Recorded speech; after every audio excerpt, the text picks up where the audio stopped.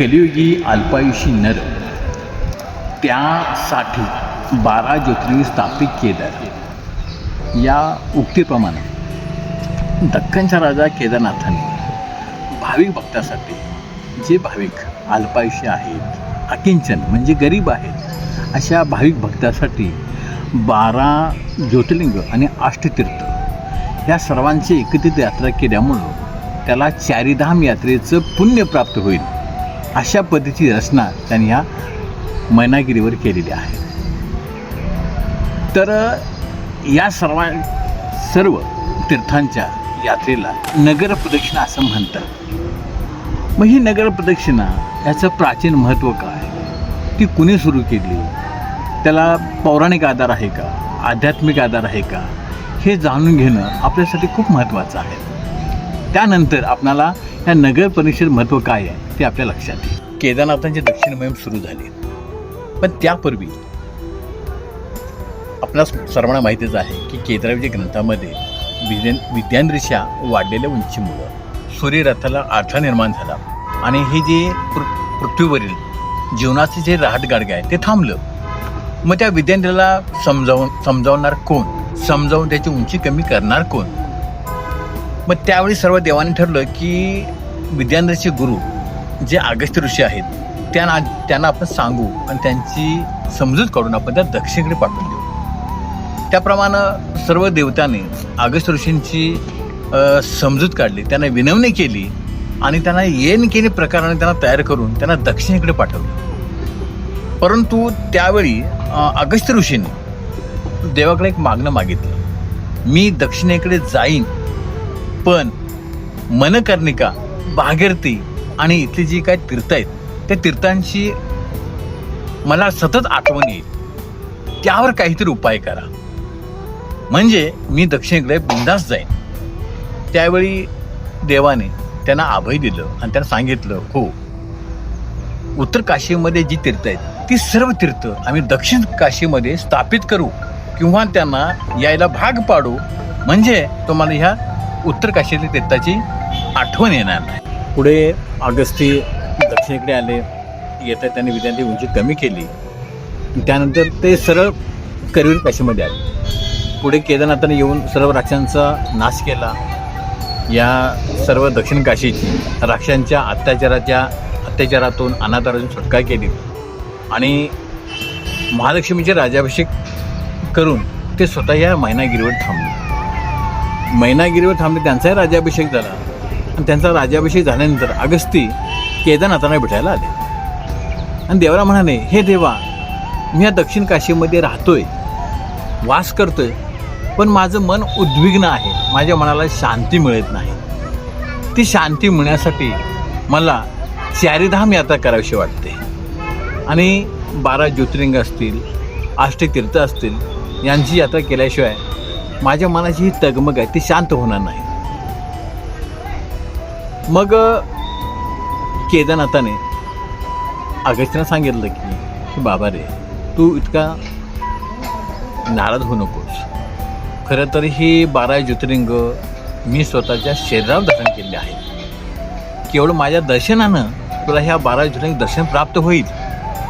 आणि राहता राहिली गोष्ट अष्टतीर्थांची, ती अष्टतीर्थसुद्धा मी या मैनागिरीच्या भोवती स्थापन केलेली आहे. तर ते काय म्हणले, तू शांत हो आणि एकदा या मैनागिरीची, ह्या पर्वताची तू काय कर, नगर प्रदक्षिणा कर, म्हणजे तुला ह्या चारधाम यात्रेचंही पुण्य मिळेल आणि तुझ्या मनात सुद्धा शांती होईल. पुढे अगस्त्य लोपामुद्रा यांनी या डोंगराभोवती प्रदक्षिणा केली आणि प्रत्येक तीर्था ठिकाणी 3-3 दिवस राहून त्यांनी जप केले, साधना केली आणि या साधनेमुळे त्यांना आत्मशांती मिळाली. त्यानंतर अगस्त्य देवाकडे आले आणि देवाला सांगितलं की हे देवा, मी सांगितल्या पद्धतीनं मी ह्या पंचक्रोशीची म्हणजे मैनागिरीची नगर प्रदक्षिणा केलेली आहे, परिक्रमा केलेली आहे आणि त्यामुळं माझ्या मनाला शांती आणि समाधान मिळालेलं आहे. आता यानंतर ही नगर प्रदक्षिणा कोणी केली, तर देवाचा एक भक्त होता गोमाळ सावंत. ह्या गोमा सावंतानं सुद्धा देवाकडे हेच मागणं केलं की देवा म्हणले, मी तुमच्या पायाशी जन्म घेतला, तुम्ही माझं पालनपोषण केलं, पण माझ्या मनामध्ये एक इच्छा राहून गेली आहे, ती म्हणजे या 12 ज्योतिर्लिंगाची परिक्रमा करणं, त्याचं दर्शन घेणं. ही सर्व लिंग भारतभर विखुरलेली आहेत. एकदा त्याचं दर्शन केल्यानंतर मलासुद्धा शांती मिळेल आणि माझासुद्धा उद्धार व्हायला मदत होईल. केदारनाथानं सांगितलं, बा रे असं का करतोस म्हणे, अरे ही सर्व ज्योतिर्लिंग मी माझ्या शरीरावर धारण केलेले आहेत. काय मग असं असताना तू देशामध्ये ह्या तीर्थात दर्शन घ्यायचं का जातोस? तर त्यावेळी सांगितलं की त्रेतायुगातील एक माझी इच्छा राहून गेली. त्यावेळीसुद्धा माझ्या मनामध्ये मल्लिकार्जुनाची यात्रा करण्याची माझी इच्छा होती, परंतु ती अपूर्ण राहिली. ती इच्छा तुम्ही आता पूर्ण करा. त्यावेळी केदारनाथाने त्याला सांगितलं, बाबा रे ठीक आहे, तुझी इच्छा आहे तर तू जा. तू गेल्यानंतर त्यानं सर्व ज्योतिर्लिंग स्थापना केली आणि ज्यावेळी तो सकाळी जागा झाला तर पाहतोय तर तो गायमुखाच्या पायथ्यालाच होता. मग त्याला कळून चुकलं, मला केदारनाथाने माझा जो भ्रम होता तो भ्रम दूर करून मला ह्या रत्नागिरीभोवतीच फिरवलं आणि इथल्या 12 ज्योतिर्लिंगाचं आणि 8 तीर्थाची माझी यात्रा पूर्ण करवली. तो दिवस होता श्रावण सोमवार आणि या श्रावण सोमवारी त्यांनी ही परिक्रमा केली. म्हणून आमच्या गावातील काही पुजारी, काही तज्ज्ञ लोक ही यात्रा करत होते. आता ही यात्रा कोणी करायची, त्याचे मानकरी कोण आहेत हे पण ठरलेलं आहे. आता ही यात्रा कुणी काढायची, आता प्रत्येक तीर्थ ठिकाणं त्याच्यामध्ये देवाचे जे काही अभंग आहेत, जी काय ठरलेली गाणी आहेत ती कुणी म्हणायची हे पण मानकरी या नगरपती ठरलेले असून शेजारत्याची पूजा करणारे आमाणे पुजारी, त्याच्याबरोबर तबलावादन करणारे भोरी पुजारी, त्याचबरोबर देवाची पदं म्हणणारे डवरी महाराज, या तिघांनी मिळून ही नगर प्रदक्षिणा काढून ती व्यवस्थित पार पाडून यमाईकडे येतात.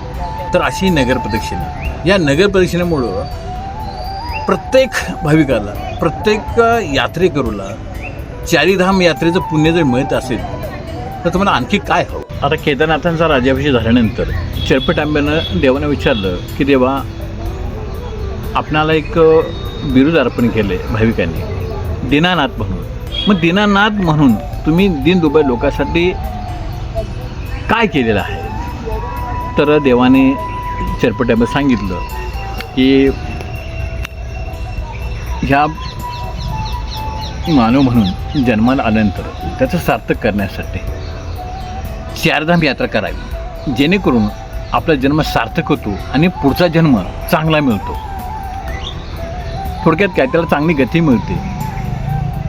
मग हे करण्यासाठी तुम्ही काय केले? तर ते म्हटले, मी 12 ज्योतिर्लिंग स्थापना केलेले आहे, 8 तीर्थ स्थापन केलेले आहेत आणि त्याशिवाय अशी 181 तीर्थ मी या ठिकाणी स्थापन केले आहेत. 181 देव आहेत आणि या सर्वांची यात्रा केल्यामुळं त्याला चारधाम यात्रेचं पुण्य या मैनागीच्या प्रदक्षिणेमुळे मिळतं. मग आणखी काय करायला हवं? मग त्यावेळेला चरपटा म्हणाली, देवा दीनानाथ म्हणून तुम्ही आपलं नाव सार्थ केलेलं आहे. आणि त्यानंतर तिनं सर्व भक्तांना सुद्धा अशी विनंती केली की आपण जर या मैनागिरीची नगर प्रदक्षिणा केली तर तुम्हाला चारधाम यात्रेचं पुण्य ते मिळेलच, शिवाय आपला जन्मही सार्थक लागेल. अशी ही नगर प्रदक्षिणा अतिशय महत्त्वपूर्ण आहे. आणि मी सुद्धा एक पुजारी म्हणून आपल्या सर्व भक्तांना विनंती करेन की आपण या नगर प्रदक्षिणेचा लाभ घ्यावा. आणि आता एवढंच नाही तर या नगर प्रदक्षिणेमुळं भाविकांच्या इच्छा पूर्ण होतात, मनकामना पूर्ण होतात. आता बरेचसे लोक नगर प्रदक्षिणा येताना मनामध्ये काही इप्सित इच्छा धरून येतात आणि त्या इच्छा त्यांच्या पूर्ण झालेल्या आहेत. जर आपणाला एका प्रदक्षिणेमुळं जर एवढं पुण्य मिळत असेल, आपली इच्छा पूर्ण होत असतील, तर आपण सुद्धा ही नगर प्रदक्षिणा यात्रा करून आपला जन्म सार्थक केला, एवढंच मी म्हणेन. ज्योतिबाच्या नावानं छान.